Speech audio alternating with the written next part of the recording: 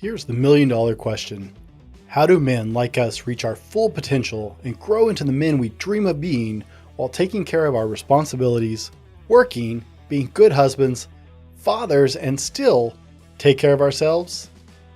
That's the question, and this podcast will help you with those answers. My name is Brent, and welcome to the Fallible Man Podcast. On today's show, I'm excited to have Lynne Bowman join us to give us real advice on how to stop eating crap, why we should be cooking, and dig into nutrition in a way we never have before. Guys, I brought on a nutritionist on the show before, but Lynne has a very different approach and a very different message, and she is going to blow your mind as we get into this. Lynne, welcome to the show. Thank you so much. And at the age of 75, I love the idea that I'm going to blow somebody's mind. That's very exciting. I'm thrilled. Now, Lynne, you wrote a book that we're going to get into a little bit later. All right. Called Brownies for Breakfast, a cookbook for diabetics and people who love them. But Brownies for Breakfast was just this title that just jumped out. I actually have a copy on the way because we're always trying to adjust our nutrition and try and be mindful of that. Raising two children, we have a wide variety with my mother living with us at 70 and my youngest daughter being 7. We have a wide nutritional range to adjust to in our house. And so I'm always looking for good input. And I saw some things on some of your YouTube videos because you have a lovely YouTube channel. You watched? Yes, ma'am, I did. Thank you. And I actually will reference a couple of those while we're going because I really enjoyed some of them that you put out there and just some of the no nonsense cooking. Now, I can do accolades and accomplishments all day, but I don't really do that on the show because that doesn't tell people who Lynne Bowman is. So will you tell us, who are you? Well, I don't have any letters behind my name. And if I did, it would be my title that I prefer now is Grandma. It's a good title. I think it's the greatest title. And you know, maybe I'm snarky grandma or grandma who knows stuff. But I came of age at a time when we women particularly didn't plan careers. You know, we couldn't be hired for anything anyway. The best colleges weren't co-ed and so on. And so we were brought up to be wives and mothers, and that was what we thought was going to happen. But it didn't. I graduated from high school in 1964, and that was the year that we just started burning everything down. And from that point, and I actually loved working. So I was at UCLA, but I didn't finish. I started work early and learned my trade, communications, on the job. And I've worked for companies, Redken Laboratories, maybe a familiar name, Gallo Winery, the largest winery in the world, worst job I ever had. So there were a lot. And I actually was the worst weather person ever at the NBC affiliate in North Carolina. But those sort of resume items don't really mean much in the real sense of how we live and what we know and what we do. And what I'm doing now is a result of having lived most of my adult life as a diabetic and having been out there looking for what I should do and, you know, because I was a single mom and my mother had died when I was young, when I was 18. And I was determined that I was going to stay alive and I was going to stay strong on my feet for my kids as well as myself. But I was not going to let them down. So that kind of took me off in a weird direction, looking for really good information about nutrition, about health, so that I, as a type 2 diabetic, could stay alive and stay strong. And what I learned was that the information that was coming out from the American Diabetic Association and from the doctor's office and various other places and this was, of course, pre-internet, most of it, the information just wasn't very good. I started thinking, this doesn't make any sense. This isn't really working. And I should say, too, that I had the advantage of learning that I was a type 2 diabetic early in my life, in my early 40s, because I had gestational diabetes, thing that happens when you are pregnant. You are thrown into this state this diabetic state, and then you come out of it after your pregnancy. But they told me then that you're likely to become type 2 diabetic later on in life in your 40s. So, but then nobody wanted to test me. I mean, that's like, you're not overweight and you're okay and don't worry about it, you're young. And then finally, when I talked to someone who did testing me, sure enough, I was over the borderline and I was a type 2 diabetic.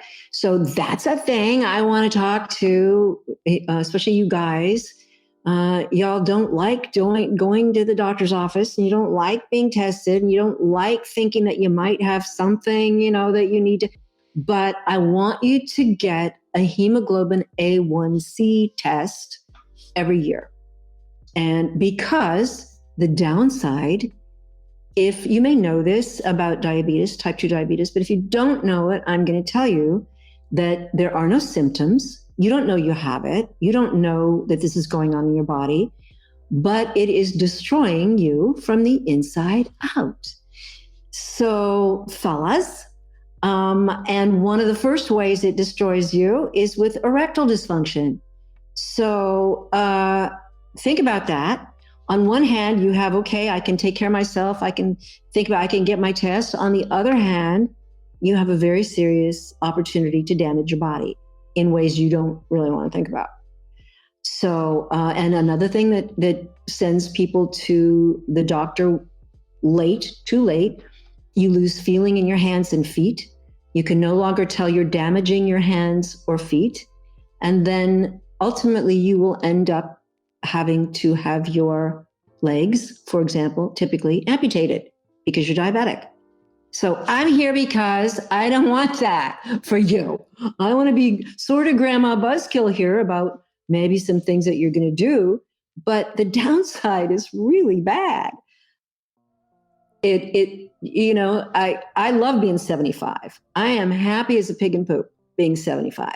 I am free and having fun, and my life is really, really good.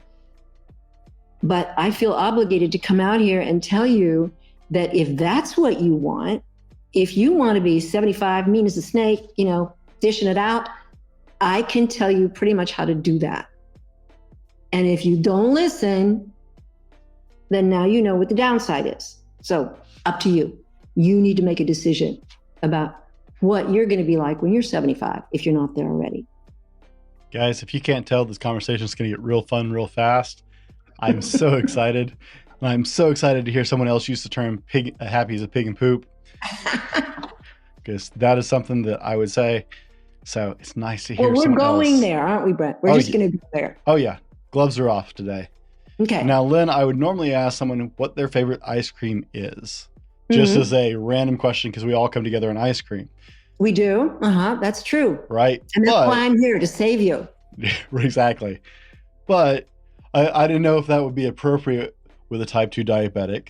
So what I'm going to ask you is... Because the whole secret is you can eat fabulous stuff, better stuff, maybe, than you've ever eaten. I'm going to open this to a page here because the whole idea is I want you to have really... Okay, it's called Berry Berry Good Gelato. Look at that. Okay. That's nice looking. It's divine. And not only that, but you can whip it up in your kitchen in 5 minutes with stuff you have in your freezer. You take some fresh berries. You take some of the sugar substitutes that we're going to talk about and pour some in there and a little bit of vanilla. And you do your little mini processor. And I'm telling you, your kids will love it. You will love it. It's fantastic. I tell you what, Lynn, you got to be in the kitchen a little bit. I will actually make that. The cookbook's on its way. I will make that out and test it on my kids as soon as I get the cookbook. Thank you. Just so I can share it out on social media and put a note on this video when it comes out. Brent, the book is not all sweets, even though the title is Brownies for Breakfast. No. There's a lot of savory food in it too. But we all know sweets are our downfall. Come on, that's the thing. And it is, if this is news to you, I'd be surprised, but I'm going to talk about it. The food industry works hard to addict you to sugar. And it is more addictive. All the data is there. Sugar is more addictive than heroin. And if you said to me, yeah, I'm addicted to heroin, would I say, well, why didn't you try cutting back? Would I say that? No. Granny Buzzkill here. I would say, drop it like a hot rock right now. Get yourself into rehab. Stop. You're killing yourself. But you can do it. And it's tools like I've got in the book. It's simple. It's not complicated, but you need to do it. Now you need to acknowledge what it is. You've been had. You have been hooked. Worse than by a street dealer, you've been hooked by a whole industry. An industry has been working very hard, making billions to put your sorry butt in a bad place. Now, so you're breaking my heart because I am a Southern boy and a piece of pecan pie sounds like an excellent breakfast to me. Mm-hmm. So I was really hoping your cookbook was full of a whole lot of those recipes, but it sounds like there's some. Oh, there are some. Okay, the best pumpkin pie you've ever had is in here. Hello. If what we're talking about is desserts, well, I start with breakfast because to me, why not have that for breakfast? Ah. Do you think your mom might like that? Do you think your 8-year-old, your 10-year-old might like that? A donut with pink frosting and sprinkles? There's no sugar in this. There's no flour in this. It's made with pumpkin and nut butter and monk fruit and vanilla and some stuff, little stuff, spices, But the secret is you're not eating overprocessed wheat flour full of gluten. You're eating pumpkin and nut butter, which combines, when you bake stuff, to be this perfect fake for flour and sugar and oil. Only it's all great whole food. So I'm going to say it. Whole food, plant-based is what we're talking about. That was the next question is, do you fall into a specific camp? But before we get there, Sarah, my lovely wife and engineer, wants to know if that's keto friendly. Very keto friendly, but keto has limitations that whole food, plant-based doesn't. So, and again, I hope you understand that everything that I'm talking about is science-based. I didn't put anything in this book because I've got people right in my family who will be on my neck if I screw up here. If it's not based on good peer-reviewed data, it's not in the book. I didn't make this stuff up.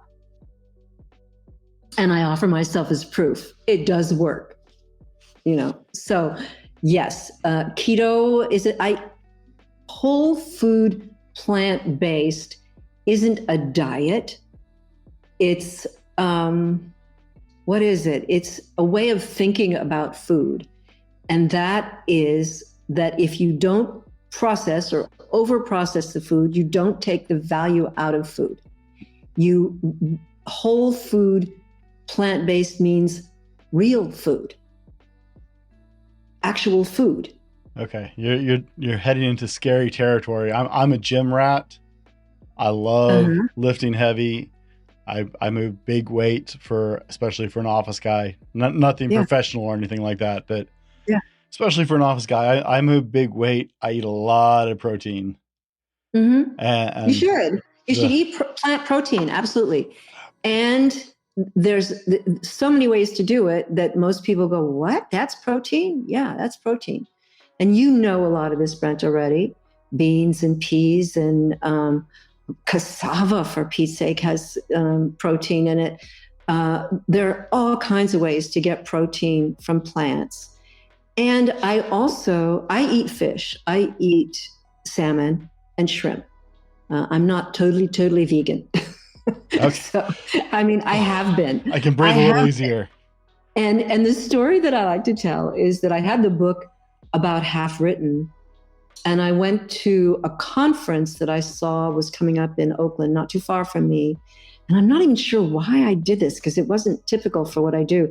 Something called the Plantricians Conference. And it was 1,000 MDs, docs from all over the world, including some big names. T. Colin Campbell, if you read anything about nutrition, he's huge. And Dean Ornish was going to be there. So I thought, I don't know if I'll get another chance to do this. I'm going to go. And took a lot of money out of my pocket. I'm frugal, so it's hard. I spent. And I showed up in Oakland at this conference, and I had a little promotional piece done about the book, about brownies for breakfast, because I wanted to kind of get a sense from these medicals for, what do you think? Is this something you'd use in your practice? How would this work? Because I was doing it as a professional communicator. What I wanted to do was to say to these docs, you're great docs, all y'all, but you're lousy communicators. You are not getting these messages out to people. You are not talking to your patients in a way that they get it, So let's partner up. Well, for 5 days, I sat through PowerPoint presentations from 8 in the morning until 8 at night. Not fun. Oh, it was though. That's actually. Commitment. So I had my mind blown, because I learned things.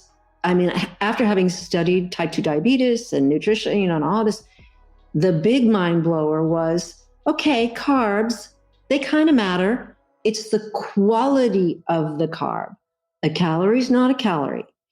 It's the quality of what you're getting in that carb that matters in your strength, in your energy, in your health. So that's one. And then 2, here's the big one. What actually causes the problem, getting your glucose into your muscles and your system, is not carbs. We always thought the problem is that you've got too many carbs going through your blood, going through your system, too many carbs. Well, no, that's not the problem. The problem is that your system can't take up the glucose out of your blood because it's blocked by animal fat. Yeah. Animal fat. And I mean, mind you, all my life, adult life, as a diabetic, I'd been eating, I never saw a pork chop I didn't like, and steak and all of it. I ate like an American, basically, except I cut back on my carbs. So, and I was probably more careful about organic and, having more vegetables and all those things. But now I am looking at the best minds in the world, probably. And they're saying it's animal fat, kids. And they talked and they showed slides, and some of them weren't very pretty. They talked about opening up kids 8 and 10 who had their veins full of plaque from, guess what? Eating animal fat. And so I had to really, really rethink my book. And after 5 days of that, my husband picked me up to take me home, and I jumped in the car and I said that thing that every man dreads. You never want to hear this. Honey, guess what? It's right up there with, we got to talk. Right. And to his credit, he said, what? I said, I'm a vegan now. And there was a silence, in the car, I don't know, a few blocks, mile or two. And he said, okay, I'm in. And so I ran an experiment on myself with his cooperation, on him too, for 6 months. And I had just had my numbers done. So I knew exactly what my hemoglobin A1C was and my lipids and all the rest of it. And so for 6 months, I didn't eat one single bite of any animal, anything. No dairy, no cheese, no meat, no nothing.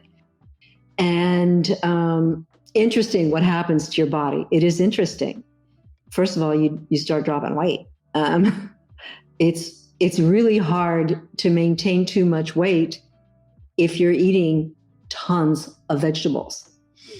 So that's number one.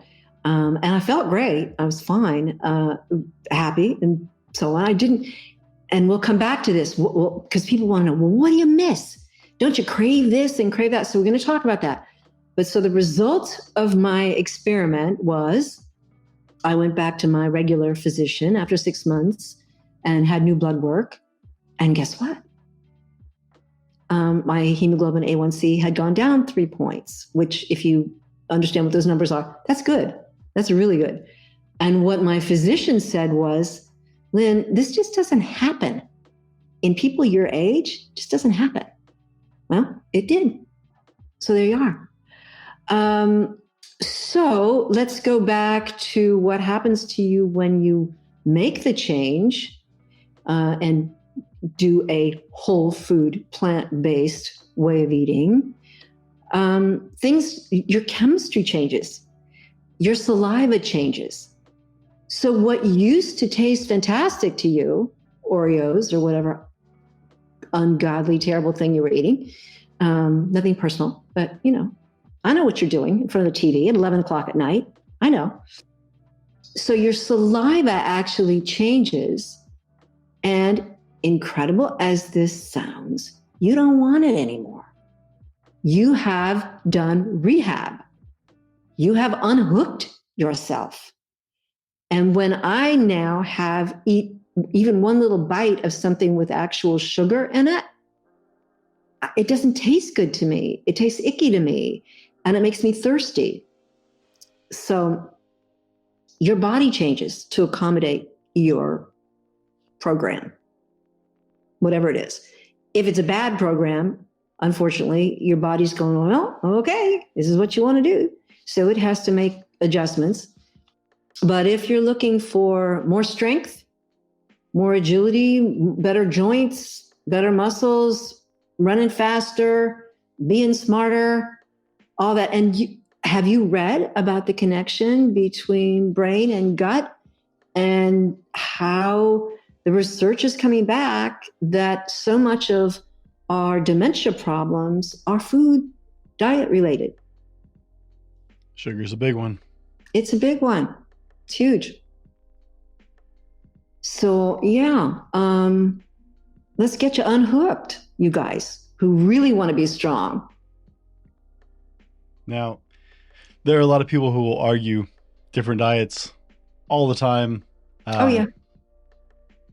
It's interesting the variety of camps, because and this is no offense, I've heard the same spiel from the carnivore diet guys. Like the exact same, showing their blood work from the carnivore and guys. For a short period of time, that works. But I quote one of my favorite singers. I love swamp rock, by the way. I want to live long enough to do a show about swamp rock because they're not getting their due. A guy named Paul Thorne. And he says, and he was a boxer when he was starting his career. He says, everybody looks good at the starting line. Mm-hmm. Mm-hmm. It's later on when the marathon, life is a marathon. Right. Who's still upright? Who's still singing? Who still looks good 100 miles down the road? That's what I want for people. And the evidence, the science is all out there. And you can look it up, and you can pick and choose and cherry pick, as they like to say, to support whatever you want to do. But the other thing is, meat is not just meat. I live in an area where a number of people are raising grass-fed beef, pork, lamb, truly grass-fed. Mm-hmm. So it's not finished on corn, it doesn't get shit. So these cows, steers, chickens too, are pasture raised. That's a different product, totally different product than what you're buying in Safeway. And if you choose to eat meat, eat good stuff. Don't, for Pete's sake, eat factory farmed meat, because it's not good for you. Not good for the animal, that's a whole other thing. But there is so much, and particularly people a lot of times say to me, what are the like 3 things that you really recommend? What are the top 3 things you should do? Well, you already know, number 1, quit sugar now, today, just quit. Number 2, quit dairy. Because unless that cow is standing outside your house and looking at you and you know her name, you do not know, and you don't want to know what they're putting in the milk. It's antibiotics, it's feed that you would never feed your animals. They're crowded. These are not happy animals. These are sick animals. And you are eating the result of that. Most parents kind of have a familiarity with this. If they've ever had a kid with a runny nose or allergies, one of the first things that your pediatrician is going to say to you is drop dairy, drop the milk, because it's highly allergenic for a lot of kids. And most of us as adults, we can't tolerate it well. You don't know what's making your tummy hurt. You don't know what's making your skin look kind of dull. You don't know what's causing a lot of these effects. But when you really quit dairy, trust me, you're going to go, oh, okay, so I'm all right. You'll feel better. And again, I'm not making this up. I'm just delivering the bad news. The good news is you will eat better than you've ever eaten once you make a decision that, and if you're going to go keto, okay, but paleo, and the whole paleo idea of just eat what your ancestors ate. Well, here's some truth about that. They certainly didn't eat 3 meals a day. They didn't even eat 2 meals a day. They ate when they could eat. And a lot of it, most of it, was what the ladies went out and gathered in the forest and in the field. They were foraging. That was most of their food. So are you foraging? Paleo people?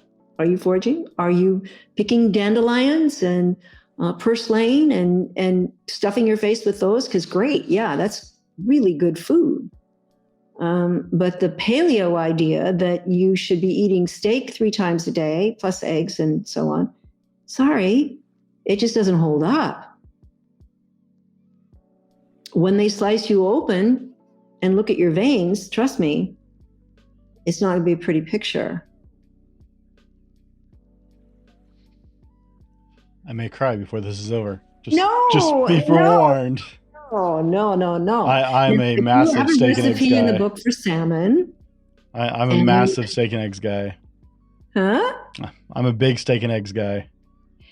We live in a country, it's called the Standard American Diet. SAD, the SAD diet. Most of us are eating lousy bread, overprocessed white bread, and meat 2 or 3 times a day. And we also have 85% or better chronic disease in this country that is entirely preventable with diet and exercise. Take that one in. And the problem with chronic disease, and here's one, I'm going to get a little ugly on you for a minute. And I love men. I'm married to a wonderful man. I have a grown son. I have many male friends. But men always, they think they're going to die in a flaming crash.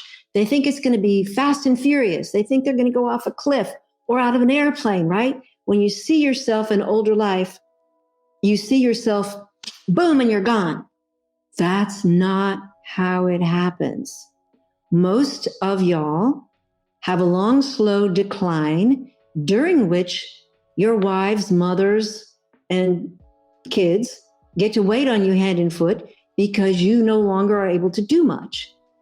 Because you never went to the doc, 1. 2, you eat crap. And 3, you don't move frequently. So it's when you picture how your life is going to end, I would like you to be honest with yourself about whether or not you're doing the things that will keep you doing what you love, keep you running and playing and dancing and all that until you do just fall over. I mean, that's what I want for myself too. I want someone to come out and take me off my horse. It's my God, she's dead and she's still in the saddle, right? And somebody needs to just go get her. That's what I want for myself and for you. But what you're doing now is almost surely taking you on a path that ends in a wheelchair, in one of those beds that pulls up, and you've got all these people ignoring you. You're getting bad care in a nursing home somewhere. I don't want that for you. And you can prevent it, but you can't prevent it by eating too much meat, by not paying attention to what you're eating. And the main thing, Brent, is somebody has to go in the kitchen and cook something, make something. It's simple. The stuff in my book is all so easy. I mean, you're going to go, wait, 3 ingredients? Seriously? Yeah, that's all it is. So much of this stuff is really simple, but somebody has to do it. And the way the industry has gone is that we're all driving through all the time. Your wives are driving through. Your girlfriends are driving through. It's, honey, bring me a pizza. You are not going to get good food, nutritious food, driving through. Sorry, you're not. Doesn't exist. And if you really knew and really thought about what was in those chicken things, and by the way, chicken was always like, yeah, well, white meat is it? No, chicken is the most tainted food you can eat. It's seriously tainted, and it is seriously polluting anywhere that they're factory farming chicken. The stream of crap that goes out of that farm, you should be ashamed of. I hope you are. Let's not do that. Let's not contribute to that. If you want chicken, you're going to have a neighbor that's raising the chicken, or you're going to have them in your backyard. Okay. But the chicken that you buy at Costco is pumped full of salt. And people say to me, what about salt? If you're on a low salt diet, you can really eat all the salt you want if you're sprinkling it on or putting it in your own recipes. It's the salt in processed food that is the problem. Because if you're reading the labels on this stuff, really honestly reading the labels, you go, wait, there's 2,000 milligrams in this bag. I just ate that whole bag. That's right. You did. You ate 2 days worth of salt in one bag of chips, and you just narfed it down. So, and another thing, let's talk about when you eat. Can we do that? We can. Okay. Wait, before you go there, I wanted to share with you actually on the salt thing. I interviewed a guy named Ari Gronich. He's one of the foremost trainers, like rack up the gold medalists, Olympic gold medalist trainers and nutritionalists. And we were talking about nutrition. He told me that common table salt that they serve in the United States is like 40% powdered glass. Whoa. He said that is one of the leading causes of arteries hardening and higher cholesterol, because it's going through your veins and making microcuts, which your body ups the production of cholesterol to try and fix all these microcuts that your body is experiencing from. Interesting. I'd like to see the data on that. I'll follow up on that. And we have all these lovely fancy salts now. He's good with like Celtic sea salt or like the pink Himalayan salt or whatever. But you said just like the processed table stuff. Most cooks are using those. Typically, you'll use like a kosher salt in your boiling water. Mm-hmm. But for the table stuff, you like to put on the pretty pink stuff, or the kind of sexier salts. And they are lovely to cook with. So the other problem there is iodine, because we're accustomed to iodized table salts. So many of us have had iodine that way, and you have to have maybe another way of getting iodine if you're not eating iodized table salt. But cranberry juice, pure cranberry juice is good for that. His name is Ari Gronich, and I can see his name afterwards. But yeah, it was an interesting conversation. But I'm not, like, a lot of people are afraid of salt, I don't think salt is bad. No, salt is not I bad. have gotten rid of that kind of table salt, but I already like the pink Himalayan stuff anyways. It's good. But yeah, it's like, it was nice to, hey, she's not afraid of salt. Salt's okay. It's all Salt's the okay. And one of my processed favorites, by junk they're the way, dumping in it. is a smoky salt. There are a number of different ones that you can get. It's salt that has a smoke flavor. So you sprinkle that on certain things and you go, whoa, it's like having bacon in it without all the greasy, yucky stuff. But I mean, it's flavor you want. Right. I want flavor too. I want you to have flavor. I just don't want you to have grease in your gullet.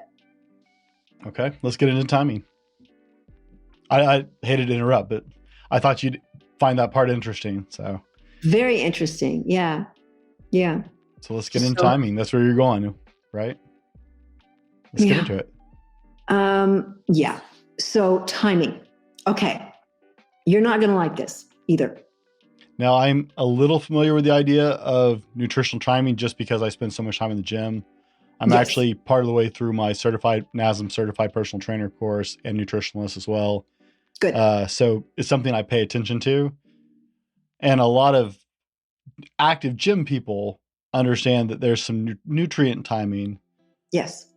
And the basics of don't eat right before bed, right? That's what we all hear. And that's true, but it even more, and where my information comes from, first person to actually introduce me to this concept is a friend who's an Ayurvedic doc. And so we work together a lot on Ayurveda, which is so interesting if you have a chance to get to know those food principles. But the main thing that is a real difference is timing. And he taught me that, and again, this is science-based, but this is a more kind of poetic way of thinking about it. And that is that in the height of the day, your body is at the height of its burning, of its activity. It wants to digest food. It's all set up. It's going.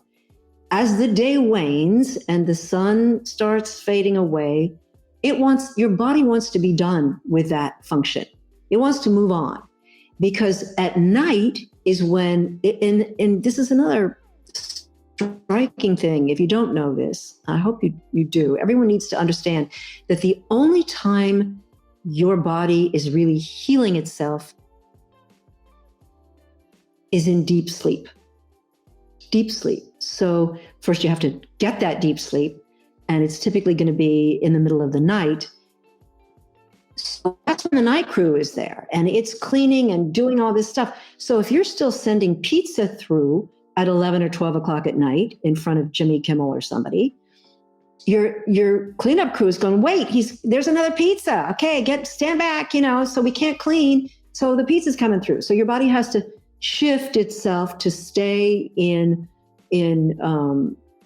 food processing mode, digestive mode, when it should be in cleaning mode. So actually, you need to be done eating before it gets dark.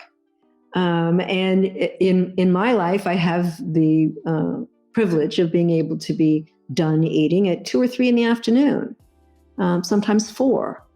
That's it. Done.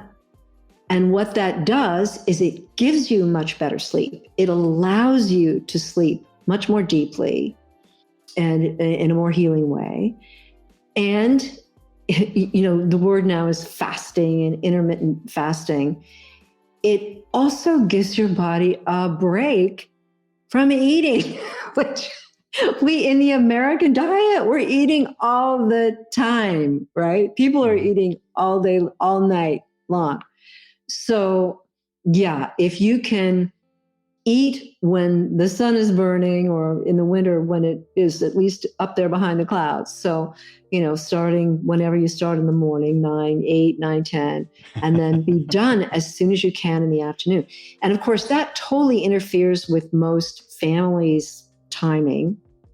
It means that you have a great meal at 2 in the afternoon, like some countries do. It means that your bigger meal is more in the center of your day. And it means that your breakfast is a real meal, possibly A lot of people eat one meal a day, and that's fine. Nothing wrong with it. If it's good food, whole food, plant-based. If you are eating nutrient-dense food, good food, you can eat as much of it as you want. I never measure. I never keep a journal. I never count calories. I don't even know anymore how many carbs I'm having. I mean, I sort of eyeball, boy, a lot of carbs in that, but I don't count any of it. I don't want you counting. I want you to enjoy your food and not feel guilty and not be, stressing about what you're eating and how much of it and so on. I want you just to eat away and love every bite of it. And part of the strategy for that is eating at a time in the middle of the day when your body wants to eat, when your body's set up to take in food. But that means, folks, that at the end of the day, no, you're done. And I would just challenge you to try it. Try it for a few days. Try it for a week and see how it feels to you and see what happens. What happened to me over time was I just stopped being hungry at night. I mean, it's creating a different habit. When your body does not expect food at 9 o'clock at night, when you've eaten nutrient-dense, healthful, whole food, plant-based food earlier in the day, you don't need chips. You don't need Oreos. You don't want more, because you also know that you're going to sleep better and have better digestion and all that goes with digestion if you stop eating at a decent hour. Maybe it's 5, maybe it's even 6, but I'll bet money that y'all are on the couch eating at 8, 9, 10 o'clock at night. And I know what you're eating, and I want you to stop. Now, for all of our intermittent fasting friends out there, because my wife and I both done intermittent fasting, it's just moving your eating window earlier in the day instead of waiting. Like I'm notorious for going like 12 to 6, 12 in the afternoon to 6 p.m. It's generally where I tried to keep that eating window when I was doing it. My day also starts at 4 a.m. most days. So yeah, that's a challenge for us. Well, it's not really, because when I'm going to my job, I pre-pack my food anyways, or Sarah, I should say, pre-packs my food for me. And so, I get to work. You're a lucky man. Did I tell you that? Say what? You're a lucky man. I am. I'm incredibly blessed. She's amazing. But, I just take it with me, and it's nothing for me to eat my first meal at 5 a.m. because I've already been up and going for over an hour at that point. So for some of us, that wouldn't be as big of a shift. It's just shifting when our eating window is.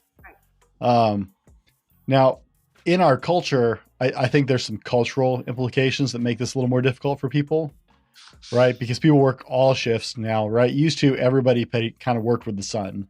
Shift work is Brutal. Really challenging. Yeah. I mean, the medicals, oh my gosh. Sarah and I both worked night shift for years.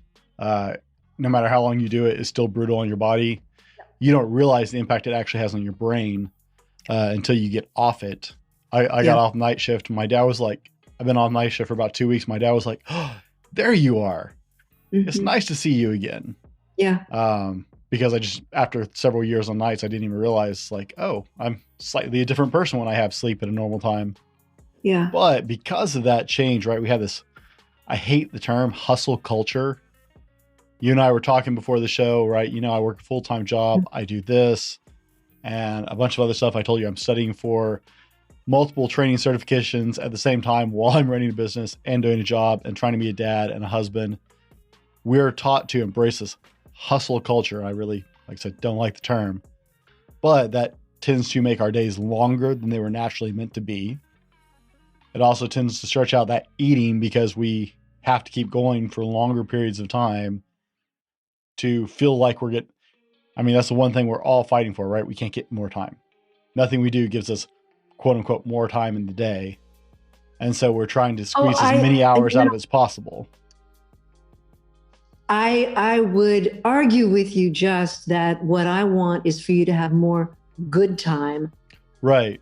In your later years now, but also this is buying you more good time in the Right. long term. No, that's If not you, what I meant. I if meant you, we're all looking for more time in the day to get more done, to right, get more right. accomplished because we are embracing this. We got to work longer hours. We got to do more. We got to do more. As prices go up, we got to work harder. We got to work longer. And so it really starts to impact And your I've sleep. been there, Brett. And I was a single mom, had Mhm. 3 little ones, just boom, boom, boom. And I was a single mom, but from the time they were 2, 3, and 4. And so I worked my tush off. Right. But what I decided was that what I was not going to give up was supper with them. When we came home, me from work, them from school, daycare, whatever, we would sit at a table and eat a meal. So my superpower is I know how to put on a meal in 15 minutes. And that's where a lot of the book came from is I don't love being in the kitchen all day. I just figured out how to get her done and put a meal on the table so my kids could sit with me at the table so that we had that together. Because, and I'm a believer, you and I started talking about this too. Kids learn what they need to know from you at the table.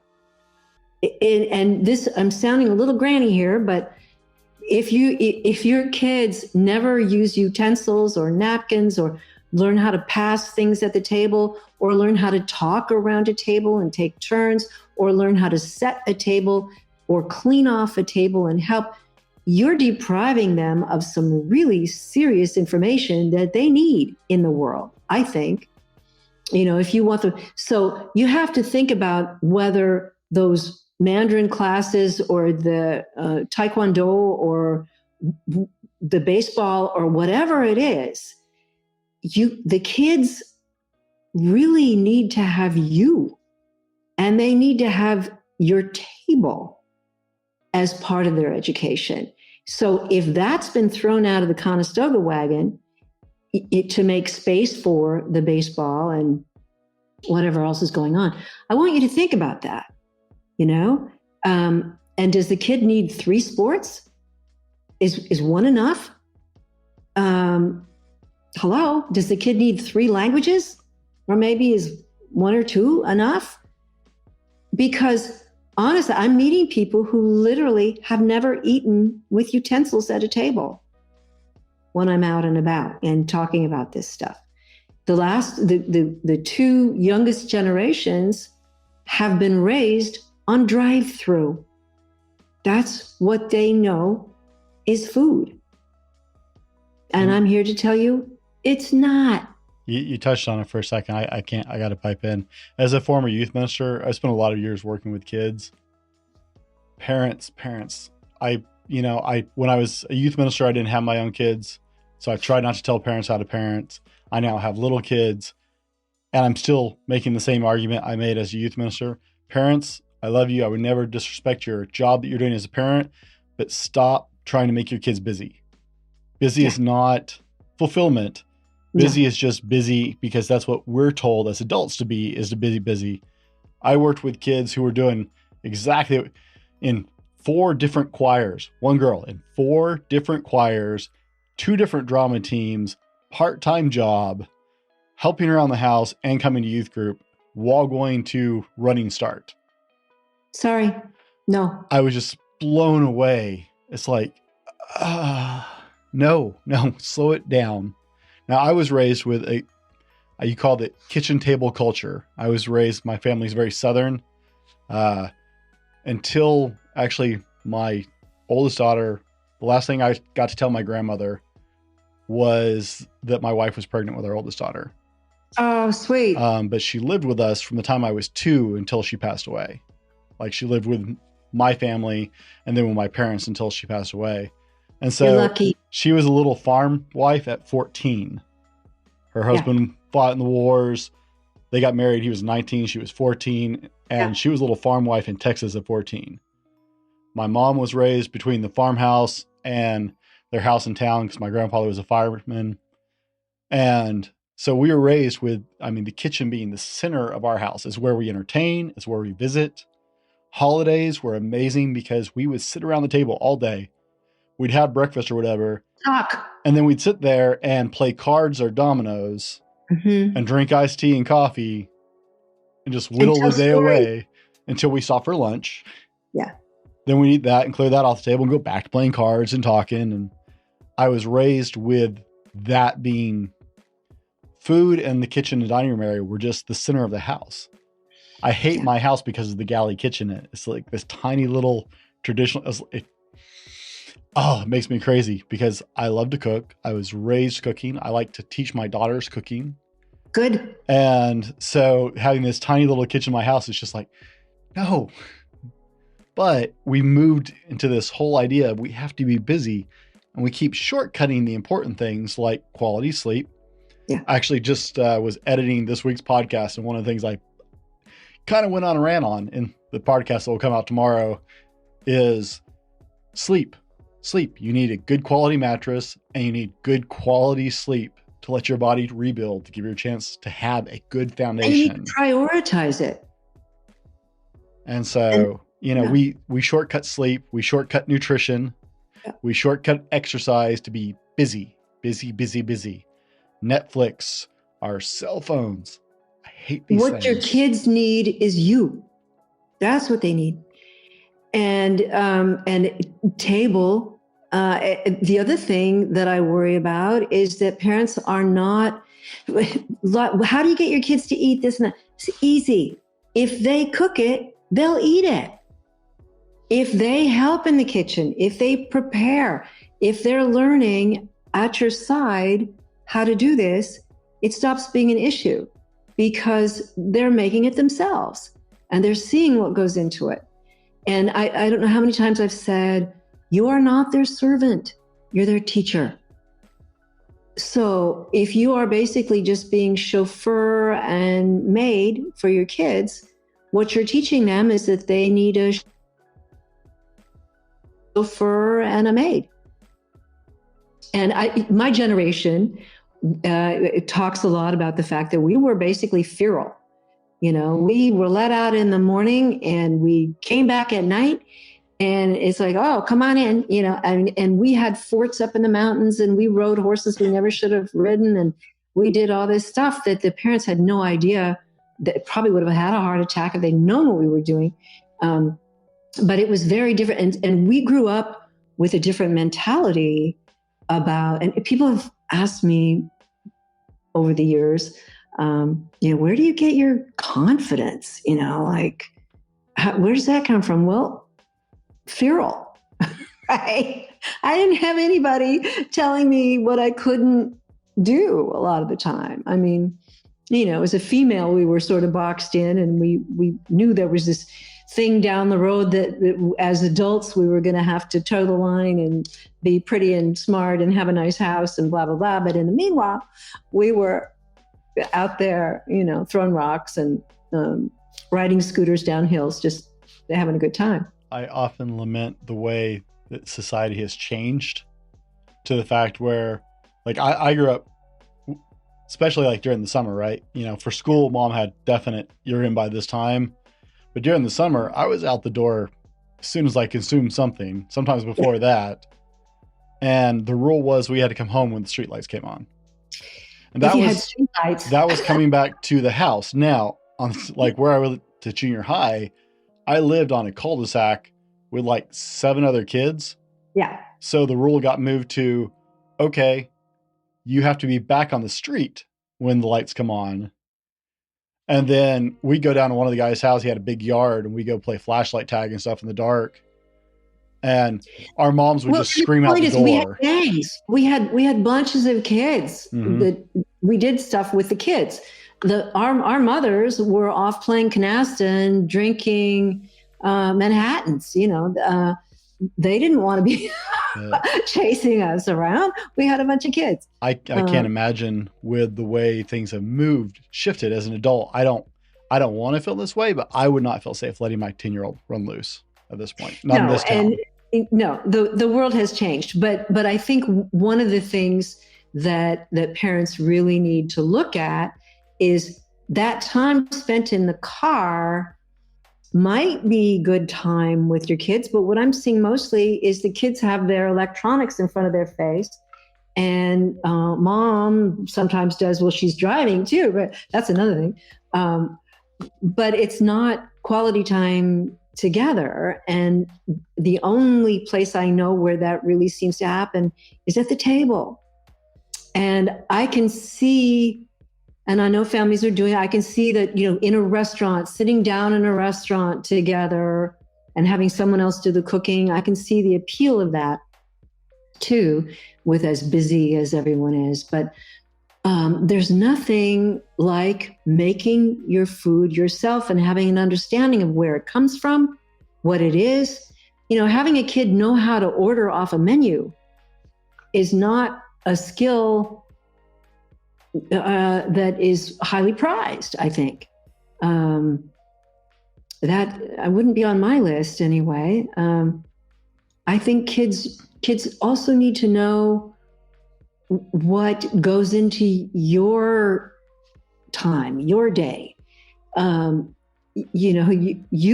need to be not the one who's always loading the dishwasher and running the vacuum. The kids need to participate in your life that way. And if they're going to 5 choirs and 6 languages, it's not going to happen. I don't know. It's a thing that we need to figure out as a culture. We really do need to figure out how to be less busy, because the most exciting things that happen, I don't know if you know Paul Stamets' work with mushrooms, but he's a famous mycologist and interesting guy. And like so many pioneers, he found what he found because he was wandering in the woods and he looked down and he saw these wonderful things. We are not allowing our children to wander in the woods in any metaphorical sense either. We're not allowing them any free time or any exploration that is so necessary to their development. And there's nothing more primitive and more important in that regard than food. I love growing food with kids. I like having kids out in the garden with me. And kids love it. They, if they can slow down for a little while to actually understand what a carrot is and what it looks like under the ground, and then they want to eat it because they're interested. So I would hope that food would not be an afterthought, would not just be a thing that we're stuffing in their little gullets in our own. We need to have it be a communion, a sacrament. It's our connection with each other and with the earth. Is there anything more important than that? I don't know what is. We had a garden this year. So I stink at growing things. I kill everything. But my mom can grow anything. And so my entire back patio over spring and summer this year turned into a garden in planters, right? You can do that. Yes. Oh, yeah. She covered it, but she spent all summer gardening with my daughters and letting them see the food grow and, learning what it looks like as it develops and how it goes from this to that and how to do it. And they had a fabulous time pulling off like the first tomatoes and the first cucumbers. It was such an incredible experience for them. And we're all talking about food prices now, and we're going to see this pressure, but people don't stop and realize that some of the best food you can eat is free. And I mean free. And I'll give you 2 quick examples. Both are in the book. 1, blackberries. There is nothing better for you in the universe. Blackberries. Just pick them and eat them. Be a bear. They freeze. You can cook them. You can preserve them. They are the most wonderful food. Blackberries. And I don't know about where you guys are. I think probably it's true too where you are in Washington, but here in Northern California, I can literally walk out my back door. And if if we were gone for 2 years, this whole place would be covered in blackberries. We have to fight them off. Yep. Blackberries love it here. And you're going to get scratched up, but they're free for the picking. So that's one. And two, and I call it celery and drag, rhubarb. You plant it once and it grows and grows and it comes back every year. It's the first thing to come up in spring. It's beautiful. It's pink. You can make a gorgeous dessert out of it. It tastes good straight out of the ground. Vegetable. It's a vegetable and it's free. It just comes up every year. You don't have to do a thing to it. I mean, it doesn't really even care if you fertilize it or clip. Oh, you do. You have to clip the blossoms off. Excuse me. You're supposed to clip those blossoms off. But there's so many other things. The apples on our tree. We have 3 apple trees. Old, wonderful apple trees that are no particular kind of apple. And I've just read some interesting research this morning that dried apple peels and also whole apples are healing in all these. They actually reduce joint pain. They actually do lengthen your life. Research, apple peels have natural aspirin in them. Apples.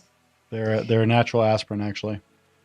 So, and you just go and pick them, and it's around here, it's hard to get somebody to even pick them because they're just falling off the trees and we don't want the deer to get all of them. So they're just there for you. And if you're looking for it, there is so much of this plenty coming from the earth and we need to continue to cultivate it. And even if you're in a food desert in the city, now you can usually get help because people want to turn lots into gardens and have food growing that everyone can have access to. It's very important. But if you're not eating food that is coming out of the dirt and then onto your table and into your kitchen, you're not going to be healthy. That's the only way you can be healthy. And I don't care if it's keto or paleo or whatever. And I can almost guarantee that if you're paleo, you're not eating food that you're sourcing yourself. You're buying that stuff at Safeway. I was gonna say I sourced it straight from Walmart. Come on. Yeah, right? And it's wrapped in plastic and the whole thing. So yeah. So Lynn, yeah. I got to ask the question then. Okay, so we've talked a lot about food. We've talked about a lot of nutrition, but here's the mighty question, right? This is where we started with, is we're such a drive-through, go, fast food. I was a construction worker for years. I ate a lot of gas station delis, greasy spoons, right? The worst places you can possibly eat. Yeah. How do we stop eating the crap? How do we move in a positive direction, stop eating the crap? First is to make a decision, to understand how much damage you're doing to yourself and your children, and make a decision that you're going to change. That's the thing I see people really struggling with. You have to commit. You have to make a decision. And then I would say, we talked about this a little bit earlier, and of course, get my book because it tells you exactly what to buy, how to store it, how to read a label. It's all in there, but it's a fun read. I promise you, it's not boring. It's not stupid. And it's even attractive. I think it's pretty. You'll enjoy looking at it. And because it's all simple stuff, it's not complicated, but you do have to quit sugar. Quit. And I would recommend highly that you quit dairy. And if you're going to cheat on a really great artisanal cheese of some kind that is local and that you know who made it. That's kind of, I can understand that. I love cheese, but basically quit dairy. So, and then do the best you can cooking. I also highly recommend, and this is one that people go, wow, really? Dark greens, which you're probably not eating much of at all because you're thinking salad. But when I think dark greens, I would like to see you having dark greens 3 times a day. So in smoothies, clipped up on your eggs, And eggs are not dairy, by the way. Eggs are chickens. They're not dairy. And they're good for you, basically. If you're sourcing them well, if you're buying chickens that are raised well, they're fine. But dark greens, 3 times a day. I keep a ton in my freezer. I pull out the chopped spinach. I can do all kinds of things with it. Arugula, we all joke about. I've got a garden full of it. It grows like crazy. It's so easy to grow, and it's delicious, and it smells great, and I eat it all the time. So no sugar, no dairy, lots of greens. Those are the things that you're probably not doing that I would highly encourage you to start today, and experiment with yourself. See how you feel. See if it doesn't make a difference that you really like. Now, guys, let me share with you. I caught in one of your videos that you did on your YouTube channel where you broke down 12 pieces of advice that you actually have in your book, like a specific dedicated page, 12 pieces of advice, including these things that you talked about now.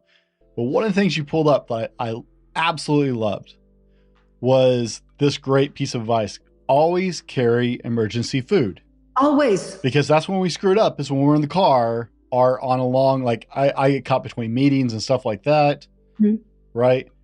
My wife was actually practicing this for a while. I know, where she was carrying stuff with her, but always carry emergency food so you don't have to go through the drive-through, even if you're really hungry. This is all stuff that I tell from a diabetic to other diabetics, to be sure. And that's where that discipline comes from, because I knew I wasn't going to be okay if I didn't do some of these things. But it turns out that it's exactly the same prescription to prevent heart disease and diabetes. Do these things and always have some nuts, some fruit, something with you that you can eat when you need to. And now actually one of my secret little go-tos is there are these great little packs of jerky that's made out of mushroom and other things. So something like that in a bag in your car, so you don't even think about it. It's there. It's ready for you. And then another one that you saw was, don't show up hungry when you go somewhere. You know, going to a potluck, going to a wedding, whatever. Don't go hungry, because you'll go wrong. I guarantee you will go wrong. And people go, well, what's the point? You know, well, what I'm saying is have a little something so that you're not just famished. Because if you're not famished, your behavior will improve. I guarantee. Guys, this relates. We talk about this all the time here on The Fallible Man, is always have a plan, right? Yep. For every goal, whether it's eating right, going to the gym, whether it's growing yourself in your existing job and increasing your skills there, right? It all starts with making a plan, and our food seems to be where we kind of want to drop off on that. But that's what Lynne's talking about. Make a plan so you don't get into those pitfalls. And we haven't even talked about our emotional attachment to bad food. Maybe that's another show. That may be another show, because I have a lifelong emotional attachment to bad food. Most of us do. Yeah. I grew up, like I said, with a very Southern family. So I think I was 7 the first time I realized something could be fried. Let me rephrase that. I think I was 7 before I realized there was any way other than frying or grilling food. That's right. That's how we did it. We fried everything or we grilled it. Yep. Those were pretty much the options. Yep. Except for potlucks, because my daddy was a preacher, so I grew up going to church potlucks. Banana pudding. We got banana pudding and casseroles for days. Banana pudding is one of my favorite foods. By the way, there's mac and cheese in the book, folks. That's perfectly healthy. Ooh. Mm-hmm. There we go. Mm-hmm. Now, Lynne, we're going to go ahead and wrap up this. You may just have to come back, because there's still so much to say. Back. As you can tell, you wind me up and I'll just go, because I want you guys to do this. I mean, I could be at the track, but I want you all being smart about what you eat. I want you to be thoughtful and do this. Now, guys, you can find Lynne's website at lynnebowman.com, where she has a very lovely website.